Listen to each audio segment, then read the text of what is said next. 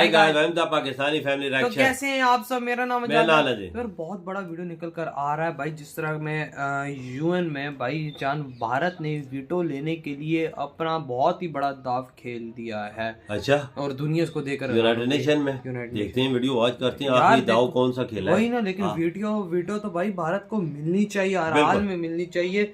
ऐसे ऐसे देश है जिनको नहीं मिलनी चाहिए, वो वीटो पावर बन के बैठे हुए हैं। जिस तरह फ्रांस भी है, बिल्कुल। उसका क्या काम है? भारत तो सुपर हो गया। ये तो कानून करते स्टार्ट। दोस्तों, यूनाइटेड नेशन सिक्योरिटी काउंसिल को लेकर भारत काफी समय से रिफॉर्म की डिमांड कर रहा है। यहाँ तक कि भारत ने ये तक कह दिया कि अगर जल्द ही संयुक्त राष्ट्र में बदलाव नहीं किए गए तो ये संगठन आने वाले कुछ ही सालों में पूरी तरह से निष्क्रिय हो जाएगा। लेकिन तब तक भारत के बयानों पर किसी ने ध्यान नहीं दिया, जब तक विश्व में यूक्रेन युद्ध, कोरोना महामारी, फूड सिक्योरिटी और एनर्जी सिक्योरिटी जैसे बड़े मुद्दे एक साथ खड़े नहीं हो गए और यूएन इन सभी मुद्दों को सुलझाने में नाकाम रहा। जिसके बाद भारत की बातों को गंभीरता से लेते हुए यूएनएससी में बदलाव के लिए बड़े कदम उठाने शुरू किए जा चुके हैं। जिसके तहत आज की हमारी पहली खबर आपको काफी हैरान करेगी, क्योंकि अब यूएन में बड़े रिफॉर्म और भारत समेत विश्व के दूसरे देशों को वीटो पावर देने के लिए असली इंटर गवर्नमेंटल नेगोशिएशन शुरू की जा चुकी है। और ये वही नेगोशिएशन है जिसके बाद यूएनएससी में वह बदलाव किए जाएंगे जिनका भारत काफी सालों से डिमांड कर रहा है। ये नेगोशिएशन 9 मार्च से शुरू किए गए। वहीं पर इन बैठकों की पारदर्शिता को बढ़ाने के लिए इस पूरी मीटिंग को लाइव वेबकास्ट भी किया गया। यानी आप इंटरनेट पर इन मीटिंग्स को देख भी सकते हैं। यूएनएससी और संयुक्त राष्ट्र के पूरे स्ट्रक्चर में बदलाव के लिए की जा रही ये इंटर गवर्नमेंटल नेगोशिएशन काफी ज्यादा जरूरी है। जिसमें से एक काफी बड़ा पॉइंट ये निकलकर सामने आया है कि सभी देश संयुक्त राष्ट्र परिषद में परमानेंट और नॉन परमानेंट देशों की संख्या बढ़ाने पर बातचीत कर रहे हैं। जिसके तहत अभी जहां यूएनएससी में 5 स्थायी और 10 अस्थायी सदस्य मौजूद हैं, वहीं पर रिफॉर्म के तहत इनकी संख्या को बढ़ाकर 10 स्थायी और 15 अस्थायी सदस्य तक की जा सकती है। मतलब यूएनएससी में टोटल सीट की संख्या 25 देशों तक बढ़ाई जा सकती है। लेकिन इस प्रक्रिया में ये देखना काफी महत्वपूर्ण होगा कि वीटो पर कैसी सहमति बनेगी, क्योंकि ज्यादा देशों को अगर वीटो पावर दे दी जाती है तो इससे इंटरनेशनल लेवल पर बड़े फैसले करना मुश्किल बन जाएगा। क्योंकि किसी भी प्रस्ताव पर अगर कोई एक भी देश वीटो कर देता है तो उस प्रस्ताव को पास नहीं किया जा सकता, जो अंतर्राष्ट्रीय स्तर पर पारदर्शिता और गुट निरपेक्षता के लिए खतरनाक साबित होगा। जिस वजह से वीटो पावर पर कोई ऐसा कदम उठाना चाहिए कि उससे यूएनएससी को सही फैसले लेने की क्षमता पर असर न पड़े। दोस्तों, इसी बीच संयुक्त राष्ट्र में 9 मार्च से शुरू हुए इन नेगोशिएशन को देखते हुए भारत काफी खुश है और G4 देशों ने इस पर एक जॉइंट स्टेटमेंट भी जारी किया। बता दें कि G4 भारत, जापान, जर्मनी और ब्राजील का एक संगठन है जो संयुक्त राष्ट्र में बदलाव को अपना समर्थन देता है। जिसके तहत G4 देशों के जॉइंट स्टेटमेंट में ये बात खुलकर कही गई है कि सभी G4 देश इन नेगोशिएशन का स्वागत करते हैं और चाहते हैं कि संयुक्त राष्ट्र में ऐसे बदलाव किए जाएं ताकि हर महाद्वीप को बराबर रिप्रेजेंटेशन मिल सके और संयुक्त राष्ट्र एक इफेक्टिव ग्लोबल ऑर्गेनाइजेशन के तौर पर सामने आए। साथ ही हम ये बात भी कहना चाहेंगे कि अगर साल 2025 तक भारत को संयुक्त राष्ट्र सुरक्षा परिषद की स्थायी सदस्यता मिल जाती है तो ये मौजूदा सरकार की एक काफी बड़ी उपलब्धि होगी, क्योंकि भारत हर तरह से यूएनएससी की स्थायी सदस्यता का हकदार है। और जिस तरह से पिछले कुछ दशकों में भारत की आर्थिक, सामाजिक और सैन्य क्षमता में बड़ा विकास हुआ है, इसके साथ अब दुनिया भर के देश भारत को एक ग्लोबल लीडर के तौर पर देख रहे हैं, जिसमें यूएनएससी की परमानेंट सीट और वीटो पावर भारत को सही मायने में ग्लोबल पावर बना सकती है। बहरहाल दोस्तों, बढ़ते हैं हमारी दूसरी खबर की तरफ। तो दोस्तों, ये खबर अर्मेनिया की तरफ से निकलकर सामने आ रही है, जिसके तहत भारत के साथ अपने द्विपक्षीय संबंध और व्यापारिक रिश्तों को मजबूती देने के लिए अर्मेनिया के अधिकारियों ने भारत का एक बड़ा दौरा किया।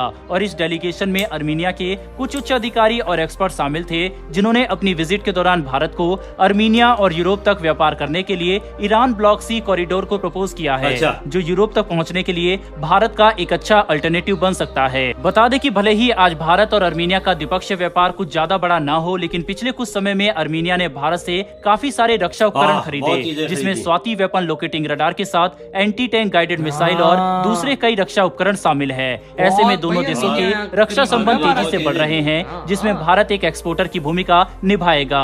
मतलब अगर हम अर्मेनिया के साथ अपने संबंध मजबूत करने के लिए ईरान के जरिए अर्मेनिया तक व्यापार करें तो ये हमारे लिए काफी फायदेमंद साबित हो सकता है। वहीं पर इसी के साथ ऐसा करते हुए न कि हम यूरोप तक अपनी पहुंच और भी ज्यादा मजबूत कर लेंगे जिससे हमारी कनेक्टिविटी बढ़ेगी, बल्कि हम अजरबैजान को भी काउंटर कर पाएंगे, जो आज तुर्की और पाकिस्तान के साथ मिलकर भारत के खिलाफ एक नया मोर्चा खोल रहा है। ऐसे में आने वाले कुछ सालों में अजरबैजान, तुर्की और पाकिस्तान के अलायंस भारत के लिए एक बड़ी परेशानी बनकर सामने आ सकता है, जिसे काउंटर करने के लिए भारत को अर्मेनिया के साथ अपने संबंध मजबूत करने चाहिए और ऐसा करने में ईरान ब्लॉक सी कॉरिडोर काफी इंपोर्टेंट ट्रेड रूट बनकर सामने आ सकता है।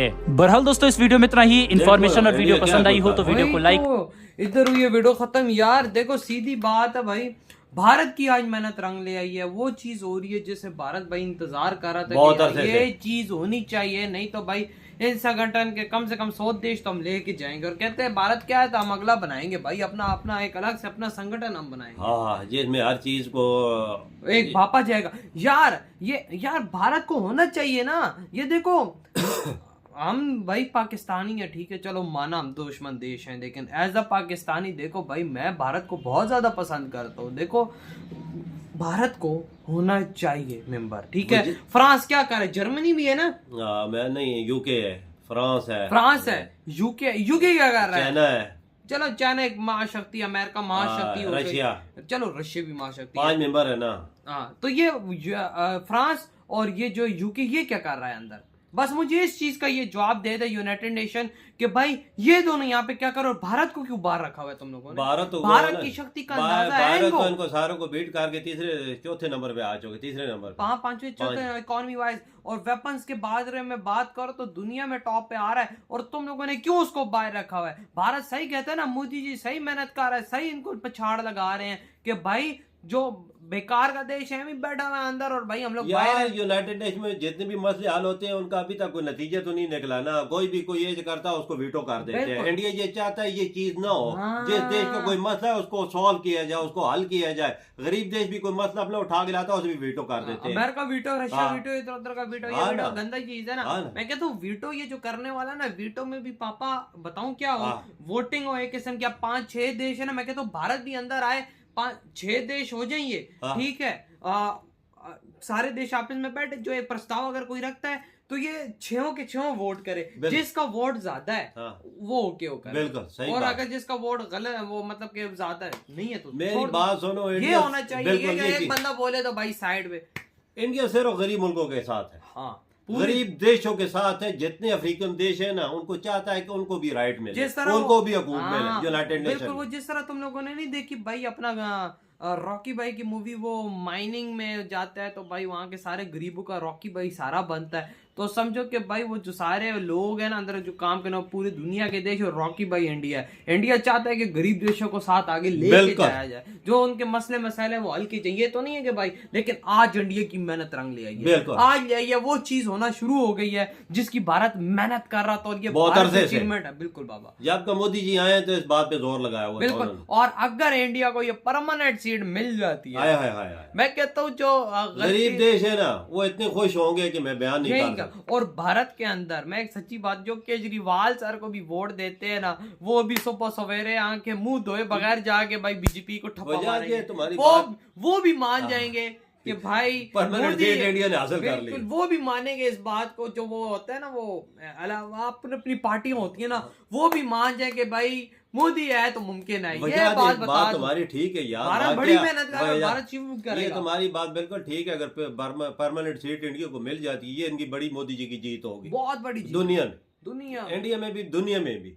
ये लोग जो थोड़े बहुत राहुल गांधी की भी है साइड पे, वो भी मोदी जी को वोट डालेंगे। वो भी बोलने पे मजबूर हो जाएंगे। हिस्ट्री में 75 सालों में परमानेंट सीट हिंदुस्तान ने हासिल की, मोदी जी की हुकूमत में हासिल कर ली। ये बहुत बड़ी कामयाबी। नहीं, लोग बोलने पे मजबूर हो जाएंगे कि भाई मोदी है तो मुमकिन है। यार परमानेंट सीट मिलनी चाहिए, बिल्कुल मिलनी चाहिए। हर चीज शक्ति है, महाशक्ति है, महादेश है, बड़ा देश है, हर चीज में बड़ा है, सब कुछ है, तो फिर मिलनी चाहिए। क्यों नहीं मिल रहा? इसके लिए इंडिया की मेहनत रंग ले आई। बिल्कुल, अब भाई टाइम वो आ चुका। अब आगे देखते हैं आगे क्या रिजल्ट निकल कर आता है। इधर ये वीडियो खत्म करते हैं, तो बाय।